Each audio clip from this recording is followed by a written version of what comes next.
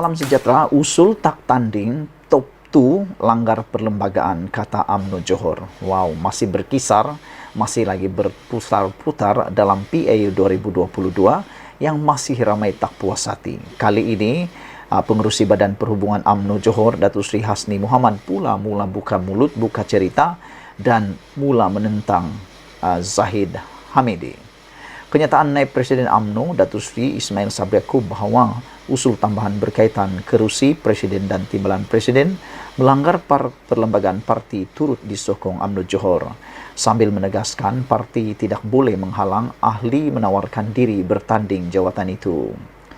Pengerusi Badan Perhubungan UMNO Johor, Datuk Seri Hasni Muhammad, yang dilihat menyanggah kenyataan Setiausaha Agung UMNO, Datuk Ahmad Maslan, berkata, tidak wajar untuk menghalang mana-mana ahli parti itu untuk menawarkan diri bertanding jawatan Presiden dan Timbalan Presiden walaupun ketetapan sudah dicapai dalam Perhimpunan Agung UMNO PAU 2022 semalam.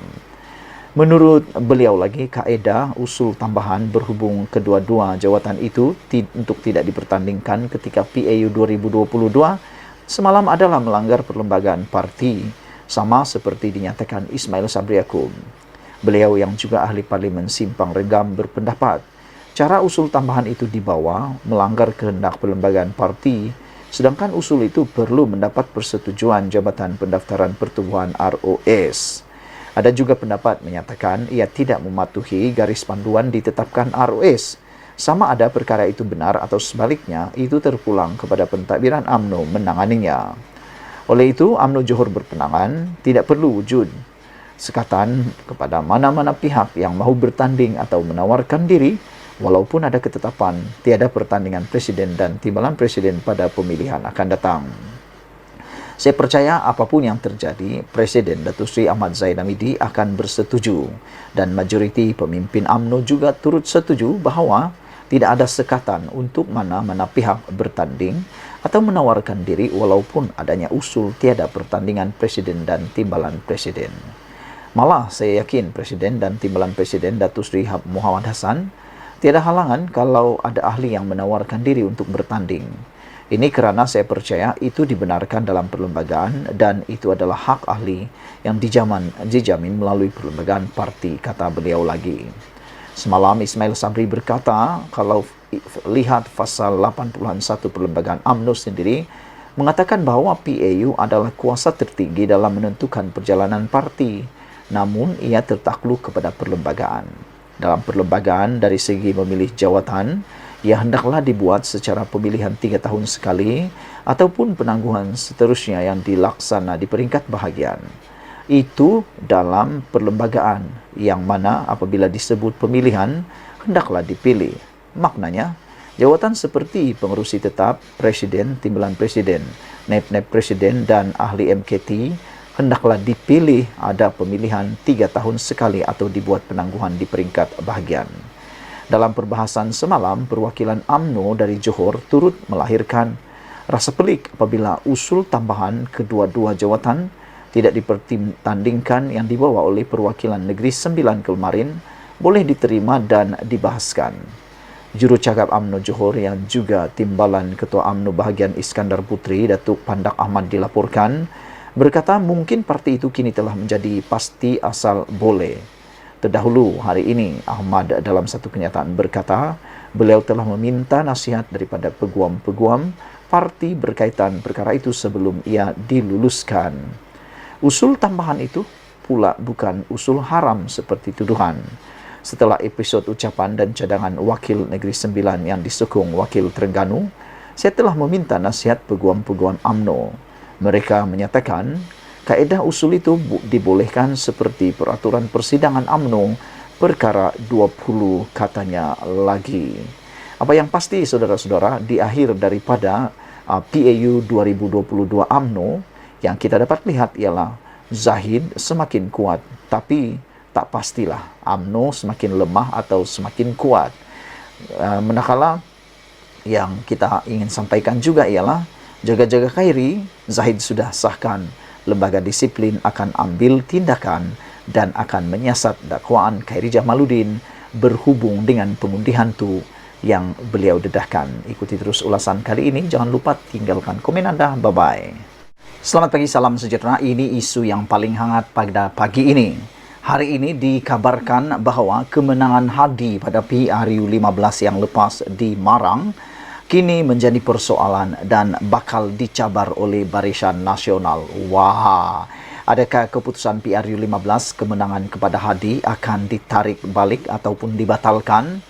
Ini susulan daripada tindakan Barisan Nasional yang bersedia untuk mencabar kemenangan Hadi di Marang. Apa ceritanya, apa buktinya, bagaimana mereka mahu menarik ataupun mahu mencabar kemenangan Hadi? Ikuti terus ulasan ini dan kamu share video ini supaya semua orang tahu kemenangan Hadi di Marang menimbulkan satu persoalan besar kepada Barisan Nasional. Bantu saya tekan butang subscribe untuk mendapatkan isu-isu terkini dari channel ini. Saudara-saudara, Barisan Nasional BN akan mencabar kemenangan Presiden PAS Abdul Hadi Awang di Marang dan keputusan dua lagi kerusi parlimen di Terengganu pada PRU 15. Apa sebab mereka mahu mencabar dan bagaimana mereka cara mencabar? Itulah yang kita akan tahu, kita nilai dan kita ulas, dan Anda bantu saya berikan komen Anda berkaitan dengan kemenangan Hadi di Marang. Petition yang dibuat untuk membatalkan keputusan PRU 15 di Marang, Kemaman dan Kuala Terengganu itu akan difailkan oleh UMNO Terengganu. 3 kerusi parlimen itu dimenangi calon Perikatan Nasional PN pada PRU 15 19 November lalu. Semua petition itu difailkan kerana didakwa berlaku rasuah oleh Perikatan Nasional. Ketua UMNO Terengganu Ahmad Said dijangka membuat sidang media kerana bersama beberapa peguam berhubung petition itu, lapor harian Sinar Harian. Ahmad tewas di kerusi parlimen Kemaman pada calon PAS Ceh alias Hamid dengan majoriti 27,179 undi. Marang dimenangi Hadi dengan majoriti 41,729 undi, manakala di Kuala Terengganu dipertahankan calon PAS Amzad Hashim dengan majoriti 40,907 undi. Sabtu lalu, Ketua Penerangan UMNO Ishan Jalil berkata, petition akan difailkan di 3 kerusi parlimen. Kami mempunyai bukti kukuh atas kesalahan pilihan raya dilakukan, terutama sekali melibatkan merasuah pengundi, katanya tanpa mendedahkan 3 kerusi parlimen itu. Hari ini telah pun didedahkan 3 kerusi yang bakal dicabar kemenangan mereka oleh UMNO di Terengganu, iaitu kawasan Marang, Kemaman dan Kuala Terengganu.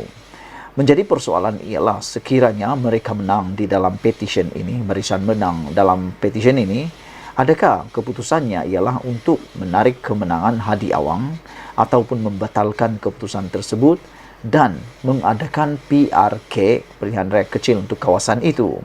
Jika itu dibuat, maka adakah Barisan Nasional mampu menang untuk kali ini?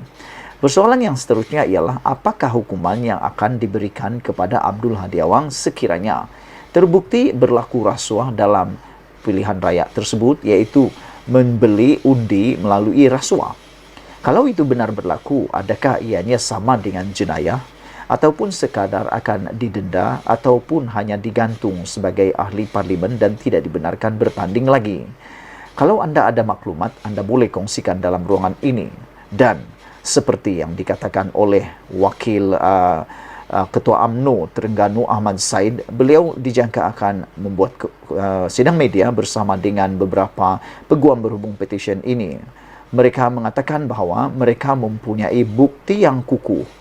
Kami mempunyai bukti kukuh atas kesalahan pilihan raya dilakukan, terutama sekali melibatkan merasuah pengundi, kata beliau tanpa mendedahkan 3 kerusi parlimen itu yang telah pun didedahkan hari ini. Saya nak tahu apa yang Anda tahu tentang perkara merasuah pengundi. Sebenarnya merasuah pengundi ini bagaimana bentuknya, bagaimana sifatnya, dan apa yang dilakukan sebenarnya. Adakah dengan memberi uang saku pilihan raya, uang minyak pilihan raya itu boleh dianggap merasuah pengundi?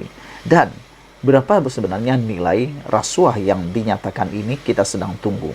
Kalau benar mereka mempunyai bukti kukuh, contohnya mempunyai perbualan, video ataupun apa-apa surat yang ditulis, maka mungkin ini satu jadi isu yang paling tidak diingini oleh Abdul Hadi Awang dan orang-orang yang terlibat. Adakah dengan pendedahan ini Abdul Hadi Awang akan kehilangan kerusi dan Perikatan Nasional akan kehilangan 3 kerusi selepas ini? Kita tunggu keputusannya. Belum kita berpisah, ikuti terus ulasan yang kedua ini.